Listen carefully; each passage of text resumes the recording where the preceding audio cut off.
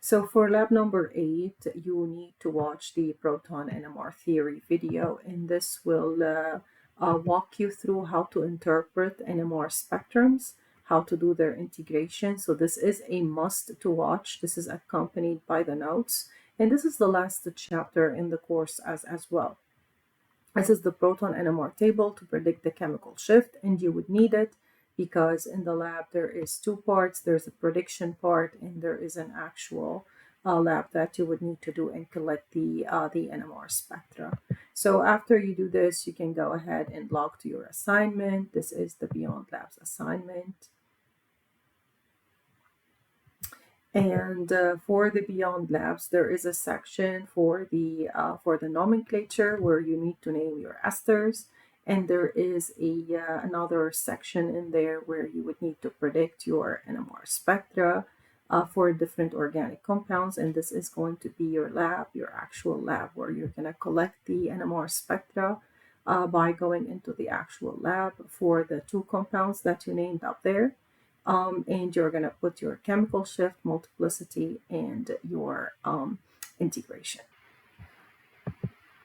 So the first part of the lab is to name esters, and there is a nomenclature sheet in lab number 7 that I posted. It walks you through how to name esters. Whenever you want to name an ester, so this is the RC double bond O and then OR prime, always start by naming the group that is connected to the oxygen first.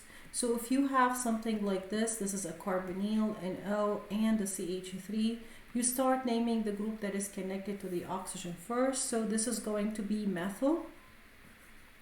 And then starting from the carbonyl, this is going to be 1, this is going to be 2, this is going to be 3. Choose the longest carbon chain that contains the carbonyl, and this is going to be propyl. So it's going to be prop. You're going to name it as a derivative of carboxylic acid. So this is going to be, if you want to name it as a carboxylic acid, propanoic acid. So you're going to do here is you are going to drop the ic acid and add ATE at the end. So it's going to be methyl propanoate.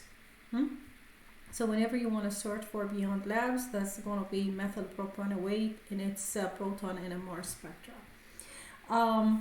Let's have another example here. If you have a benzene, and on the benzene there is a carbon and there is a carbonyl. This is one of the structures that you have in the in your worksheets in there. So you start by naming the ethyl group first. So that is going to be an ethyl. And then go ahead and number the longest carbon chain starting from the carbonyl. So the longest carbon chain here, it's going to be an ethyl group. Okay, so this is going to be ethanoic acid. So we're going to drop the ic acid and it's going to be ethanoate. And on the second carbon, there is a benzene. So you can do ethyl to phenyl, ethanoate. Now, because it is two carbons in there, and on the first carbon, definitely there is the ether part of the ester. On the second carbon, definitely there is the phenyl group. So we can drop the 2 over here. So you don't have even to mention the 2, and you're not going to see it in Beyond Labs mentioning the 2. So the name is going to be ethyl phenyl ethanoate. Also, they run by the common name. Instead of writing it as ethanoate, they write it as acetate. So it's going to be ethyl phenyl acetate. An acid group is a simple group that is made up of a CH3 and a carbonyl. This is called an acid group. And here we are calling it an acid group because you do have 2 carbons. You do have the carbonyl, which is, this is the carbonyl, and then on the acid you have a phenyl group. So this is the acidic carbon, which is the CH3. On it there is a phenyl, and this is why they call that an acetate. This is a common name, this is the IUPAC name.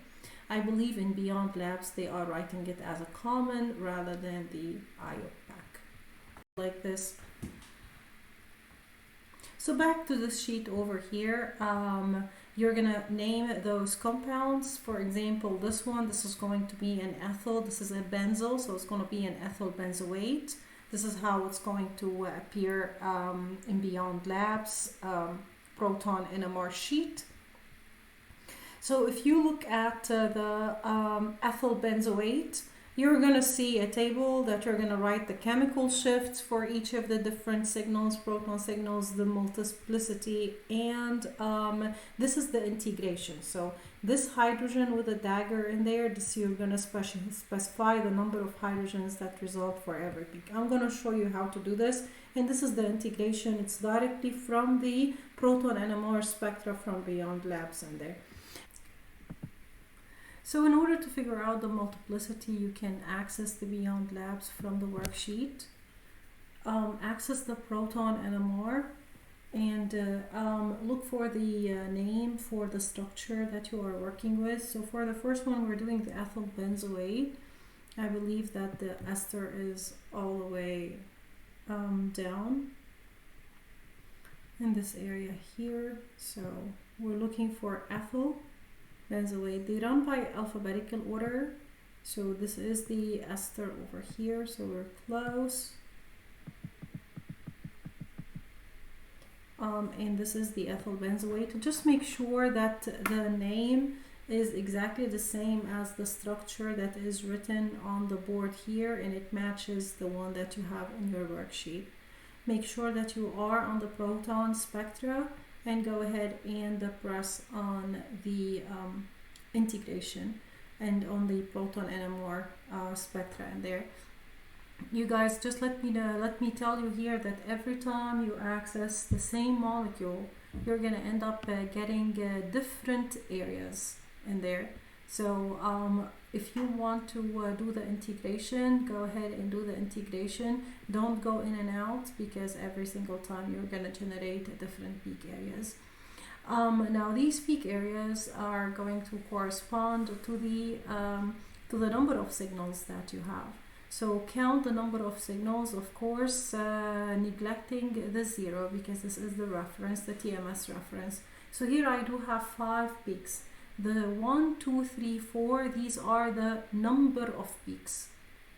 And this is how they are numbering them. So stick to the way that they are numbering them, so that I can follow up when I'm grading your worksheet and your saved lab workbook. So peak number 1 has an area of 112.93. Peak number 2 has a 58.08, so forth in there. Now I can easily see from the intensity of the peak, I know that the first signal is gonna be a CH3, and I know my structure, that it is an ethyl group. So let's go ahead and write it down over here. So I do have an ethyl group. I do have a CH3. So I have a CH3 here, and I have a CH2 over there. So I am expecting this one to be further upfield. So I am expecting this CH3 to be this signal here. And it is a triplet. If you go ahead and zoom, that is going to be a triplet. So you can zoom like that, and then you can zoom out. This is how you read the multiplicity. Back to the integration there. So to do the integration, you're gonna go ahead and add all the areas.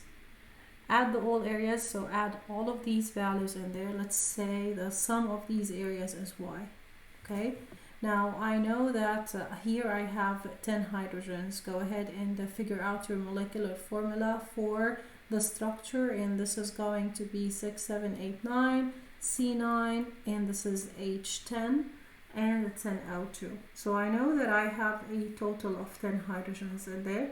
So go ahead and take y and divide it by the number of hydrogens. It's exactly as I did in the video when I was explaining the proton NMR.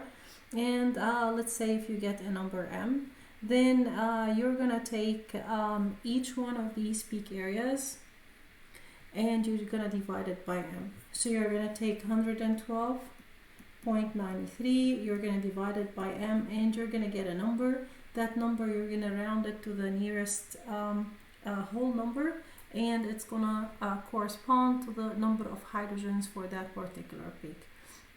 So you're going to see here from the way that I see it, since I do have proton A in here, this is proton A, this is proton A prime, this is proton B, and proton B prime, and the proton C. I know that benzene here has three different types of hydrogens: proton A, proton B, and the proton C. And these are the three different types of hydrogens between 7.5 and 8 parts per million. So proton A is going to be the furthest downfield because it's the closest to the carbonyl. So I am expecting that number 1, which is peak number 1, to be proton number A. Please keep the same numbering in there. Now proton B corresponds to 2 hydrogens in there, and it's the same intensity as proton A, which is 1. So I'm expecting that this is going to be signal number 3. And then proton C, it's going to be 1 hydrogen, and this is going to be signal number 2. You go with the number of hydrogens in there. You can easily see that signal number 1 is the same intensity as the 3, so these two, they contain the same number of hydrogens, and signal number 2 is half the number of hydrogens of 1 and the 3. Relevant to that also, you're going to see also that 4 has approximately the same intensity as 1 and 3, so it should contain 2 hydrogens in there. So 4, after you do the integration in here, 4 needs to be 2 hydrogens. And that is going to correspond to the CH2. And then you have the last one, which is signal number 5. After you do the integration, you're going to see that this one is going to be 3 hydrogens. Simplicity. Then you're going to check how much it is with respect to the splitting pattern of peak number 1. So peak number 1 is going to be a doublet, peak number 2 is going to be a triplet, and peak number 3 is going to be a triplet. So go ahead and write those in the sheet. Now you're going to see that for each one of these structures, there are 2 tables. There's a table at the beginning of the sheet, and for that same structure, there's a table at the end of the sheet. Now the table at the beginning of the sheet is your prediction, and the one at the end is the one that you are going to get from the Beyond Labs NMR graph. So for your prediction, you are going to use the proton NMR table that is posted on eCampus. So for example, for this organic compound, this runs by the name methyl. It's a phenyl and it's an acetate. This is the common name. Or methylphenyl ethanoate, it is the IUPAC name. You're going to see it under the common name in Beyond Labs. So we're going to do just the prediction here, okay? So no need to run any NMR spectra on Beyond Labs, so just to predict using the NMR table. And we're going to arrange the chemical shifts from the largest to the lowest. So this means from the deshielded, from the most deshielded to the shielded, from the deshielded to the shielded. So we're going to go and look for the hydrogens for the benzene, because these are the most deshielded ones that are between the 7 and the 8 region, and then we're going to go and look for the other hydrogens there. So we're going to read the chemical shift from the NMR table. We're going to do the multiplicity. The multiplicity is the splitting pattern of these hydrogens based on their neighbor, and then the integration is just how many hydrogens. You're just going to read how many hydrogens you have in your structure. So let's have an example over here. We're going to use the NMR table that I listed on eCampus, and we're going to use this section in here since we are working with esters, and this one has the 2 different esters that you see. When you read this table, you guys, the R is the one that is changing, and it can be a CH3, a CH2, or a CH in there. And it depends if your R is connected to a carbonyl or if your R is connected to an oxygen, but both of those are going to be ester. Now, whatever you predict is not necessarily your actual spectrum, but it is very close to it. Okay, so let's first predict how many signals we have. There's no option on, let's see, there is no option here to write how many signals, but I just want to go ahead and predict how many signals I have in my structure. So we mentioned that every different hydrogen has a signal, right? Let's start with the ones of the benzene. So with the ones of the benzene, I do have those two hydrogens over here that are the same. So I'm just going to label them A and A prime. Why they are the same? Because those two are connected to the same carbon. Okay. And then I do have another hydrogen in here. This is different. Hydrogen B is different than hydrogen A. So this, I'm expecting this going to be a second signal in there.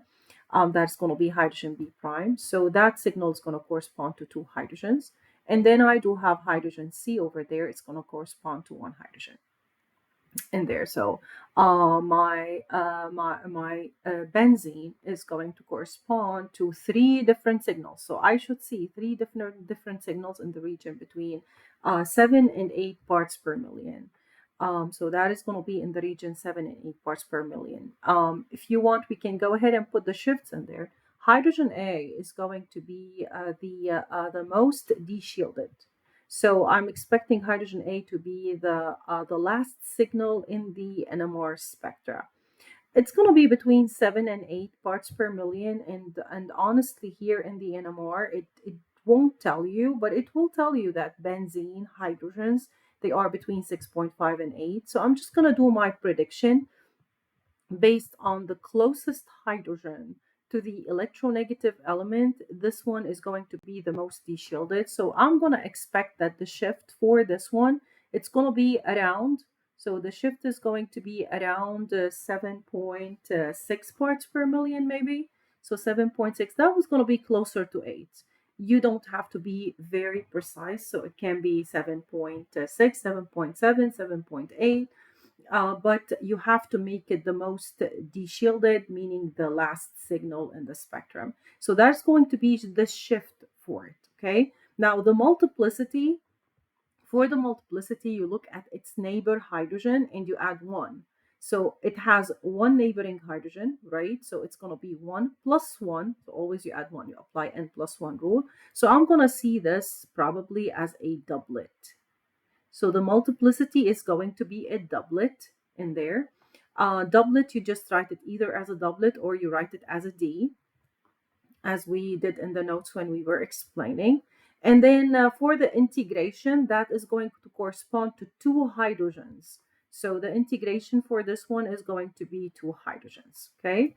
You are going, when you are writing down this is going to be peak number, probably peak number 1. Peak number 1 is the most deshielded one. So it's going to be this hydrogen over here. So you're going to write the chemical shift, the multiplicity, which is going to be a doublet. Either write it as a doublet or D, doesn't matter. And then the integration, just figure out how many hydrogens you have. That is going to be corresponding to two hydrogens for the signal. So when you do the integration, when you calculate the integration from the NMR spectra, this hydrogen needs to be, or the signal for this one needs to correspond to two hydrogens. So the number of hydrogens there should match your integration from the spectra. For hydrogen B is ortho to this group. It's actually meta. I'm sorry. This one is meta to this group, and always the meta is uh, less deshielded than the para. The para is more deshielded. So I'm expecting that this is going to be the first signal that has a very high chemical shift, and next to it is HC. So HC is going to be one hydrogen because this is the only hydrogen in there. HC should be split by HB, and it's going to be split by HB over here, and it's going to be split by HB prime. So it's going to be split into a triplet. So you're going to see that HC is going to be split into a triplet. HC, I'm expecting it to be around 7.4 parts per million. This is its chemical shift. It's going to be split by a triplet. Why it's split by a triplet? Because it does have two neighbors. It has HB as a neighbor, and it has HB prime as a neighbor. So the splitting pattern is the number of neighbors and you add one. So it's going to be 2 plus 1. So it's going to be a triplet. So you write it as a T. And for the integration, HC is one hydrogen. So it's going to be one hydrogen, and that's going to be the integration. After HC, you have HB. HB should show around 7 point, somewhere 7.2 parts per million. And this one is going to be so for HB, it's going to be, again, a triplet. So this one is going to be a triplet. This is the multiplicity for it. And then the integration, it's going to correspond to two hydrogens. So again, how am I finding those numbers? Those numbers, they don't have to be precise. I know that the hydrogens for the benzene are between 7 and 8 parts per million. This is where benzene absorbs in the, or show in the NMR. And I know that always the ortho hydrogen is the most de-shielded. After it, there is the para hydrogen, and then the meta hydrogen is going to have the lowest chemical shift from all of these three. Okay, so it's just an error. It's plus and minus. I'm done now from these hydrogens. So these are three signals in there. So this is peak 1, peak 2, and then peak 3. And then coming to peak number 4, so peak number 4 has to be more de-shielded than peak number 5. And if I'm looking here, I know that I still have two more signals. I have the two hydrogens there that correspond to hydrogen D. And then I do have hydrogen E over there, okay? So I do have hydrogen E. So the total is going to be 5 signals. I do have 5 signals. I have hydrogen A, B, C, D, and E. So 5 different peaks that you're going to see in your NMR. By definition, you guys, CH2s are more de-shielded than CH3s. So if you look at your NMR spectra, it always goes by this. You do have your CH. CH is more de-shielded, so you're expecting the CH to be further downfield. And then you have the CH2, and then you have the CH3 in there. Now, what's the range of the CH3? It depends on what it is connected to. Normally, it is in the NMR table. Normally, the CH3 runs between 0.9 and 1.8 parts per million. But if it is connected, see, if it is connected to an oxygen, then it's going to be between 3.3 and 3.7 parts per million. So I'm expecting this one to be around the 3.7 parts per million, something like this. And if you read it, this is a CH3 connected to an oxygen, so it's going to be around the 3.7 parts per million. Give or take, you might see it at 3.3, you might see it at 3.5. So the shift for this one is going to be around 3.7 parts per million. And I know that the multiplicity, it's a singlet because it is connected to no hydrogens. So it's going to be n plus 1. So 0 plus 1, and it is a 1 signal. So it's going to be a singlet. This is the multiplicity, and the integration, this is going to correspond to 3 hydrogens. So that's for the CH3. So if the CH3 is at 3.7, the CH2 needs to be further downfield. So I would say that around the 3.8 parts per million. So this one's going to be about 3.8 parts per million in there. It needs to be more de-shielded than this one. How would you know? Actually, if you look at your NMR spectra, you would see that this one should have more hydrogen, actually less hydrogens. It's 2 hydrogens. This one is a 3 hydrogens. And there, this is why how you can differentiate between their signals. So this one's going to be 3.8 parts per million. The multiplicity, since it is connected to no hydrogen, so it's going to be a singlet as well. So we have 2 singlets in there. We have this one as a singlet, this one as a singlet. Integration, that is going to correspond to 2 hydrogens. Okay, so this is going to be our prediction. And then you can verify this by simply looking at your spectrum in there. Okay, so this is the spectrum for the the methylphenyl acetate. So you can easily see over here, this is going to be your benzene regions, the three hydrogens of the benzene, and then you have your two singlets in there. You can see that number 5 is going to be further upfield. It has more hydrogens because it is higher than number 4. So that one is going to correspond to the CH3. This one is going to correspond to the CH2 in there. And you can do the integration as well for your NMR part so that you can get the integration for the hydrogens for the next part. Now, the integration for the hydrogens have to, so this one is the prediction. If you scroll down for the same problem in there, so these values, they would need to match your prediction, okay? And these values, you're going to calculate them from the area. Guys, this is a free answer lab. And because it is a free answer lab, I have to grade it. So once you submit, if you see a grade in there, a low grade, any sort of a grade, this is not your actual grade because I need to grade those labs. And normally I do this after the due date. So this is why I kindly ask that you respect the due date for the labs and you submit the labs every Monday so that I would grade them and I would go ahead and post your grade in there. If you have any questions for this lab, just let me know.